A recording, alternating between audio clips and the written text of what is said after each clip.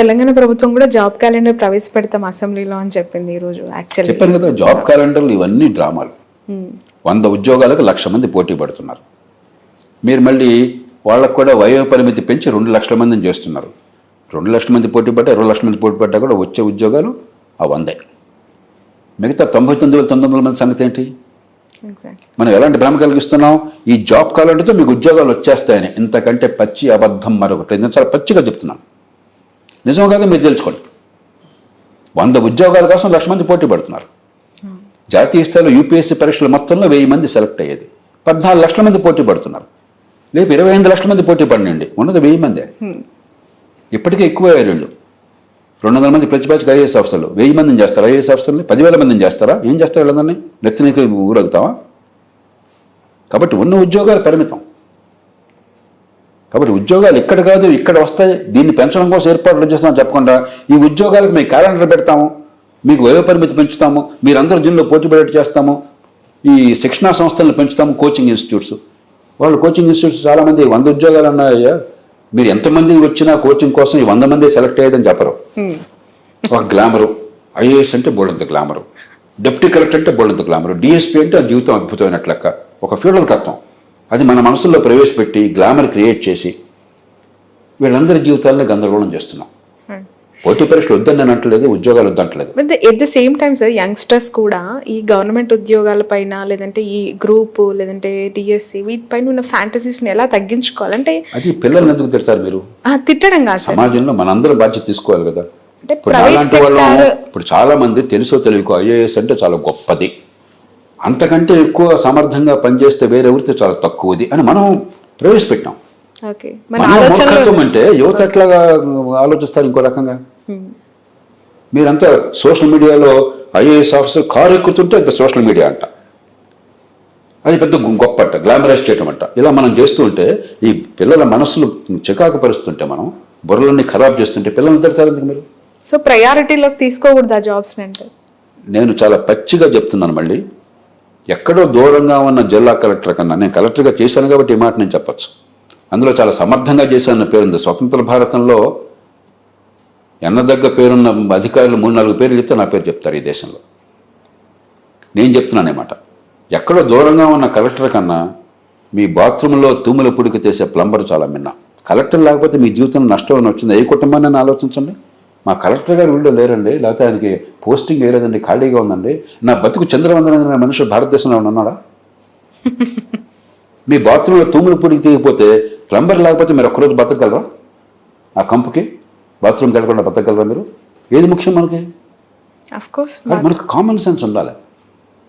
ఏదో ఒక గ్లామర్ పెట్టేసి పెత్తనం చేసేవాడు చాలా గొప్పవాడు, నిజంగా పని చేసేవాడు, పనికొచ్చే పని చేసేవాడు తక్కువవాడు అనే భావన మన సమాజంలో మనం సృష్టించాం. కుల వ్యవస్థలో సగం వచ్చింది అది. కొన్ని నీచ వృత్తులు, కొన్ని గొప్పవి. పెత్తనం చేయడం, ఏ పని చేయకున్నా కూడా మనకి ఏం లాభం లేకుండా పెత్తనం చేస్తే వాడు చాలా గొప్పవాడు. ఇవి చాలా ప్రమాదకరమైన ఆలోచనలు. వాళ్ళు అవమానించమని అంటలా. బట్ సివిల్ సర్వెంట్లు కూడా ఇవాళ జనరేషన్ లో అలానే ఫీల్ అవుతున్నారు, మీరు సేవ చేస్తున్నాం. మనం నెత్తినెక్కించుకుంటే వాడు నెత్తినెక్కుతాడండి. నేను అందుకే చెప్తుంటాను, ఇప్పుడు ఈ ఉద్యోగాల కోసం పాకులాడేవాళ్ళు చెప్తుంటాను, తప్పులేదయ్యా. నిజంగా సమాజంలో 10 మందికి మంచి చేయాలని కోరుకుంటే ఉద్యోగాలను సాధనంగా చేస్తున్నాం అంటే వెళ్ళండి. గ్లామర్ కోసం వెళ్ళొద్దు. ఒక గట్టి ఎఫర్ట్ చేయండి.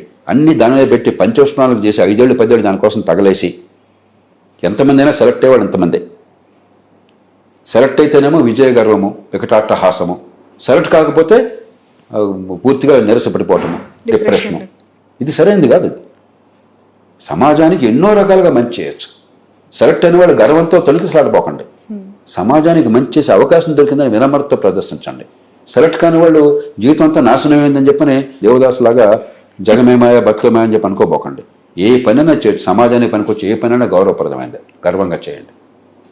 ఈ మాటలు చెప్పట్లా ఈ దేశంలో. మన సినిమాలు కూడా అదే పనిగా వాళ్ళు వీటి సెలెక్ట్ అవడం చాలా గొప్ప విషయం, వీటికి వెళ్ళడం చాలా గొప్ప విషయం, ఇలాంటి పిచ్చి ఆలోచనలు ప్రవేశపెడుతున్నాయి. డిగ్నిటీ ఆఫ్ లేబర్ లేదు.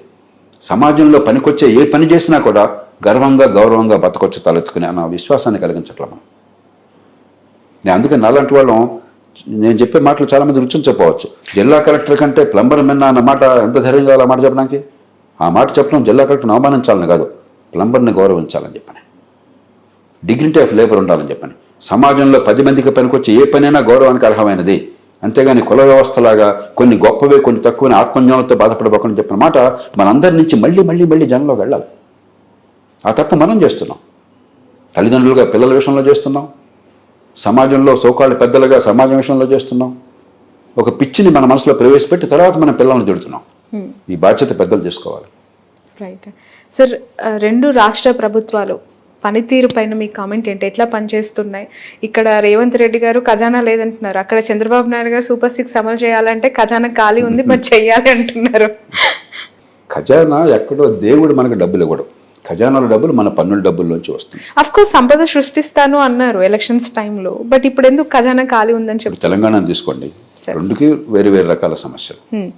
తెలంగాణ తీసుకోండి, తెలంగాణ ఏర్పడినప్పుడు 2014లో దేశంలో అతి ఎక్కువ మిగులున్న రాష్ట్రం తెలంగాణ. 1,16,000 కోట్ల రూపాయలు రెవెన్యూ మిగులున్నట్టుగా చూపెట్టారు అన్నాడు 5 ఏళ్ల కాలంలో. 14వ ఆర్థిక సంఘం నివేదికలో స్పష్టంగా పేర్కొన్నారు. తలసరి ఆదాయం హైదరాబాద్ నగరం పుణ్యమా అని చెప్పని చాలా ఎక్కువ ఉన్న రాష్ట్రం. ఇప్పటికి కూడా తలసరి ఆదాయం చాలా ఎక్కువ ఉన్న రాష్ట్రం. దేశంలో నెంబర్ 1, నెంబర్ 2గా వస్తుంది. పెద్ద రాష్ట్రాల్లో పోస్తే నెంబర్ 1 తెలంగాణ. బంగారం లాంటి రాష్ట్రంలో అయితే డబ్బులు వృధా చేశారు, రాచరిక పోకడలతోనో మూర్ఖపు పథకాలతోనో, లేకపోతే తాత్కాలికమైన సంక్షేమానికి పెద్దపీట వేశారు. గత ప్రభుత్వం కొంతవరకు బ్యాలెన్స్ పాటింది. వృధా అయింది కానీ డబ్బులు వృధా అయినాయి కానీ కొన్ని పథకాలకి. కాళేశ్వరం లాంటి పథకాలు డబ్బు ఖర్చు ఎక్కువ ఫలితం తక్కువ అని గట్టిగా వాదించిన వాడిని నేను, గొంతు విప్పినవాడిని నేను. ఇప్పుడు మాట్లాడలేదు, ఎందుకంటే పని అయిపోయిన తర్వాత నష్టం జరిగిన తర్వాత మాట్లాడేందుకు. ఇప్పుడు అందరూ మాట్లాడడం మొదలెట్టారు. నానాడు ఒకటి నోరెప్పల సకాలంలో అయిపోయింది, అలాంటి జల జరిగినాయి. కానీ అయినా కూడా కొన్ని పొరపాటు జరిగినా కూడా సంక్షేమం అభివృద్ధి సమతూకం పాటించారు మొత్తం మీద. అందుకే హైదరాబాద్ నగరం కానీ తెలంగాణలో మరికొన్ని ప్రాంతాలు కానీ ఖచ్చితంగా మౌలిక సదుపాయాలు బాగుపడ్డాయి, పెట్టుబడులు వచ్చినాయి. ఇప్పుడు కాంగ్రెస్ వారు అధికారం రావాలని చెప్పని అడ్డగోలుగా కొన్ని కొత్త హామీలు ఇచ్చేశారు. నిన్న మొన్న పత్రికల్లో చూస్తే 31,000 కోట్ల రూపాయలు అప్పు తీసుకొచ్చి అప్పులు తీరుస్తున్నారు. మేము ప్రపంచంలో అనితర సాధ్యమైన రీతిలో అద్భుతాన్ని సాధించామని ప్రకటన తెచ్చుకుంటున్నారు. ఏ సంకేతం ఇస్తున్నాం మనం? నేను నిర్మోహటంగా అడుగుతున్నాను, ఏ సంకేతం ఇస్తున్నాం మనం? డబ్బులు సకాలంలో కడితే నువ్వు మూర్ఖుడివి, ఎగ్గొడితే నువ్వు చాలా తెలియగలవాడివి, నువ్వు ఎగ్గొట్టిన డబ్బులకి నేను అందరూ మాఫీ చేస్తాను, సకాలంలో కట్టే నీ కర్మ అంటున్నాం. ఎలక్షన్ల ముందు మీకెందుకు రుణాలు తీసుకోండి, ఈ నాయకులు చెప్పారు, రుణాలు తీసుకోండి మేము రాగానే మాఫీ చేస్తామని చెప్పారు. ఇదే మన సమాజంకి ఇచ్చే సంకేతం? ఏ రకంగా ఈ సమాజాన్ని పనికొస్తుంది చెప్పండి, గుండె మీద చేసి చెప్పండి నాకు. రేపు పొద్దున మళ్ళీ రైతులకు రుణాలు అడ్వాన్స్ ఇస్తాడా? ఈ రైతులంతా అవసరమైతే మార్కెట్లోకి వెళ్ళి హెచ్చు వడ్డీలకి, యుజూరియస్ రేట్స్కి ప్రైవేట్ దగ్గర రుణాలు తీసుకోవాలి. అవి కట్టకపోతే మళ్ళీ ఇంకొక ప్రాబ్లం. కాబట్టి మనం రైతుల పేరు చెప్పి రైతుల భవిష్యత్తు ధ్వంసం చేస్తున్నాం, సమాజాన్ని నాశనం చేస్తున్నాం, ఆర్థిక వ్యవస్థని పతనం చేస్తున్నాం. ఒక ఉదాహరణ ఇది. కాబట్టి ఈవేళ తెలంగాణలో తెచ్చిపెట్టుకున్న సమస్యలు స్వయంకృతాపరాధము. బంగారం లాంటిది మన చేతుల్లో ఉంటే దాన్ని ఉపయోగించుకోవటం కాకుండా మాకు అధికారం వస్తే రాష్ట్రం సర్వనాశనం పర్లేదని వ్యవహరిస్తున్నారు. ఇప్పటికైనా మేలుకోకపోయినట్టయితే పచ్చటి రాష్ట్రంలో మీరు చుచ్చుపెట్టిన వాళ్ళు అవుతారు. కానీ బయటపడడం తెలంగాణలో సాధ్యం. ఎందుకంటే హైదరాబాద్ బంగారు గుడ్డు పెట్టే బాతు. దీన్ని చంపకుండా ఉంటే కాపాడుకోవాలి. విపరీతమైన అవినీతి వల్ల కానీ, అసమర్థత వల్ల కానీ, మూర్ఖ విధానాల వల్ల కానీ దీన్ని చంపకుండా ఉంటే తెలంగాణను కాపాడుకోవచ్చు. కానీ ఊరికే దేవుడు అని చెప్పిన గాల్లో దీపం పెడితే కాపాడబడేది కాదు. ఆంధ్రప్రదేశ్ ప్రారంభంలోనే నష్టంతో పుట్టింది. ఎప్పుడైతే హైదరాబాద్ని కోల్పోయినటువంటి రాష్ట్రమైందో, హైదరాబాద్లో వచ్చిన మిగులు ఉమ్మడి రాష్ట్రంతో పంచుకునేది తెలంగాణకి మాత్రం వచ్చింది సహజంగానే. ఆంధ్రప్రదేశ్ లేకపోయేసరికి లోటు వచ్చింది. ఆ తర్వాత ఆంధ్రప్రదేశ్లో కూడా కొంతకాలం పాటు 14 నుంచి 19 దాకా సంక్షేమాన్ని అందించారు, అభివృద్ధిని కూడా గట్టిగా చేపట్టారు. వనరులు లేకపోయినా కూడా పోలవరం ప్రాజెక్ట్ కావచ్చు, రాజధాని నిర్మాణం కావచ్చు, రాజధాని కంటే ముఖ్యంగా ఒక గ్రీన్ ఫీల్డ్ సిటీ నిర్మాణం కావచ్చు, కియా మోటార్స్ లాంటివి కావచ్చు, మౌలిక సదుపాయాల కల్పన కావచ్చు, చిత్తశుద్ధితో ప్రయత్నం జరిగింది. కొన్ని పొరపాట్లు రాజకీయంగా దొరికినా కూడా 2014 నుంచి 19 దాకా జరిగితే 2019 నుంచి అసలు అభివృద్ధి అంటే పాపము, సంక్షేమమే పరమార్థము, సంక్షేమమే పరిపాలన. అభివృద్ధిని అడిగితే వాడు పెత్తందారు, ఇది వర్గ పోరాటము, పేదలకు అభివృద్ధి ఎందుకు, పేదలకు రోడ్లు ఎందుకు, పేదలకు మౌలిక సదుపాయాలు ఎందుకు, మేము ఫ్రీగా ఇస్తున్నాం కదా, నెలలా బ్రహ్మాండంగా ఇస్తున్నాం కదా అని ఒక విచిత్రమైనటువంటి ప్రమాదకరమైన వాదన తీసుకొచ్చారు. చివరికి రాష్ట్రాన్ని అధ్వాన స్థితితో నెట్టారు. అసలే కష్టంలో ఉన్న రాష్ట్రాన్ని ఈవేళ అప్పులు ఊబులు కూరుకుపోయేట్టు చేశారు. కాబట్టి ఈవేళ మళ్ళీ ఒకసారి సంక్షేమానికి అభివృద్ధికి సమతూకాన్ని పాటిస్తూ, పొదుపరితనాన్ని పాటిస్తూ ఇతరులను చూస్తే తెలంగాణను మరో రాష్ట్రాలను చూస్తే లేని డబ్బులు ఖర్చు పెట్టడం కాకుండా మౌలికమైన క్రమశిక్షణ పాటిస్తూ మౌలిక సదుపాయాలను బాగు చేసి పెట్టుబడులను ప్రోత్సహిస్తే అయినా 3-4 ఏళ్ళు కనీసం పడుతుంది, ఒక 5-6 ఏళ్ళు కూడా పట్టచ్చు ఒక గాడిన పడడానికి. 2 రాష్ట్రాలు కూడా చూడడానికి ఒకే రకంగా అనిపించినా కూడా రెండుకి వేరువేరు కారణాలు ఉన్నాయి. దాన్ని బట్టి మన పరిష్కారం ఉంటుంది. ఖచ్చితంగా అభివృద్ధి అనేది పూర్తిగా గాలి కొదిలేయటం వల్లనే గత ప్రభుత్వం ఇలాంటి పరిస్థితిని ఎదుర్కొంది. ఆంధ్రప్రదేశ్లో అభివృద్ధి అంటే పాపం అన్నట్టుగా మాట్లాడారు. ఇది చాలా విచిత్రం. దేశంలో ఎప్పుడు జరగదు ఇట్లా. అభివృద్ధిని అడిగితే వాళ్ళంతా కూడా డబ్బున్న వాళ్ళు అడుగుతున్నారు, మీకెందుకు అభివృద్ధి? అది ధనికుల కోసం, డబ్బున్న వాళ్ళ కోసం అభివృద్ధి, పెత్తందారుల కోసం అభివృద్ధి. ఇది వర్గ పోరాటం, మేము ఈ వర్గం కోసం ఉన్నాం. చాలా విచిత్రమైన ప్రమాదకరమైన భాషను వాడారు, ప్రమాదకరమైన ఆలోచనలు పెట్టుకున్నారు, ప్రమాదకరమైన చర్యలు చేపట్టారు. పేదలకి పెత్తందారులకి పోరు అని చెప్పి ఒక స్లోగన్ కూడా. ఇంతకంటే మూర్ఖమైన వాదన, మళ్ళీ స్పష్టంగా విస్పష్టంగా చెప్తున్నాను, ఇంతకంటే మూర్ఖమైన వాదన మరొకట్లేదు. ఎందుకంటే మూర్ఖమైన వాదన మనకు ఇప్పుడు ఇతరుల పట్ల ద్వేషాన్నో లేకపోతే అసూయను పెంచడం చాలా తేలిక నిమిషంలో. కానీ ప్రపంచంలో ఎక్కడ అలా చేసినా కూడా ఆ దేశాలు సర్వనాశనం అయిపోయినాయి. ఆనాటి సోవియట్ యూనియన్ చూడండి, ఈనాటి ఉత్తర కొరియా చూడండి, క్యూబా చూడండి, వెనిజువేలా చూడండి, మరో దేశాలు చూడండి. ఇవన్నీ కొత్త విధానాలు కాదు, గతంలో చేపట్టారు. ఉన్న సంపదను ఎట్లా పనికొచ్చేట్టుగా చేయాలి, ఉపాధి కల్పన కోసం ఎట్లా పెంచాలి, కొత్త ఉత్పత్తి కోసం ఎలా చేయాలి, కొత్త పెట్టుబడులకు మనుషులు ఎట్టాడాలి, దాని నుంచే అభివృద్ధి, దాని నుంచే ఉపాధి, దాని నుంచి పేదరికం పోవటం ఉంది. కానీ అప్పులు చేసి లేకపోతే నోట్లు గుద్దేసి డబ్బులు పంచితే పేదరికం పోతున్న ప్రపంచంలో ఒక్క దృష్టాంతాన్ని చూపెట్టండి నాకు. అదే నిజమైతే అప్పులు చేసి నోట్లు గుద్దేసి డబ్బులు పంచితే పేదరికం పోయితే ప్రపంచంలో పేదరికం ఎందుకు ఉంటుందండి? 5 నిమిషాలు. ఇది 5వ తరగతి పిల్లలు చెప్పే మాటలేదు. ఆ స్థాయి ఆలోచన ఇది. పాపం పిల్లలకు తెలియక డబ్బులు అదే పనిగా ముద్రించేసి పనిచేస్తే బెదరకపోతుందని అనుకుంటారు. పిల్లల విషయంలో అనుకోవటం ఆశ్చర్యపడడం. నాయకుడు అనబడేవాడు, అధికారి అనబడేవాడు, ఇంగిత జ్ఞానం ఉందనుకున్నటువంటి గాడిద అప్పులు చేసి డబ్బులు పంపిణీ చేస్తే బెదరకం పోతుంది అనుకుంటే ఆ మాట ప్రజల ముందు ప్రచారం చేస్తే అంతకంటే మూర్ఖత్వం ఇంకేమైనా ఉందా? అంతకంటే అజ్ఞానం ఇంకేమైనా ఉందా? అంతకంటే మోసం ఇంకేమైనా ఉందా? బట్ సార్, ఆ సంక్షేమ పథకాల గురించి మాట్లాడుకుంటే ఇప్పుడు కూడా ఈ కూటమి ప్రభుత్వం సూపర్ 6 అనే పథకాలకు సంబంధించి ఇంత ఎర్లియర్ స్టేజ్లోనే చాలా ఇబ్బందులు పడే పరిస్థితికి వచ్చింది. ఖచ్చితంగా ఏమైందంటే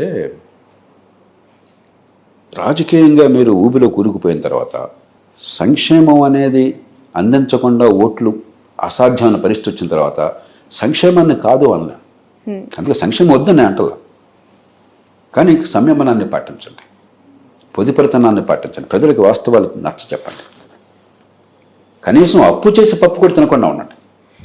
మీకు వచ్చేటువంటి పన్నుల డబ్బుల్లోంచి మీరు జీతభత్యాలకి, వడ్డీలకి, సంక్షేమానికి ఎంతైనా ఖర్చు పెట్టండి, మీ ఇష్టం.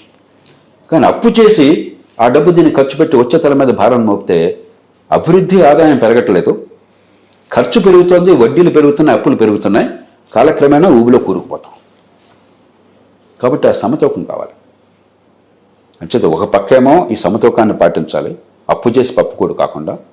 రెండో పక్కన మిగతా వనరులతో, అప్పు తీసుకొచ్చిన వనరులనే కనీసం మిగతా వనరులతో వేగంగా నిజమైన మౌలిక సదుపాయాలు, పెట్టుబడులు ప్రోత్సహించడం, నైపుణ్యాన్ని, ఇందాక నైపుణ్యం గురించి మాట్లాడారు, నైపుణ్యాన్ని పెంచడం, సంపాదించే శక్తిని ఇవ్వటం, ఉపాధి కలిగించడము, శాశ్వతంగా నిజంగా పేదరికాన్ని తొలగించడం, ఈ రెంటిని సమపాళ్ళలో చేయాలి. Okay sir, thank you so much. చాలా సమయం తీసుకున్నాను. Thank you. చాలా చాలా అద్భుతమైన విశ్లేషణ అండ్ మీ మాటల్లో థ్యాంక్స్ అలాట్. ఇది జేపీ గారితో special interview. That's all for me.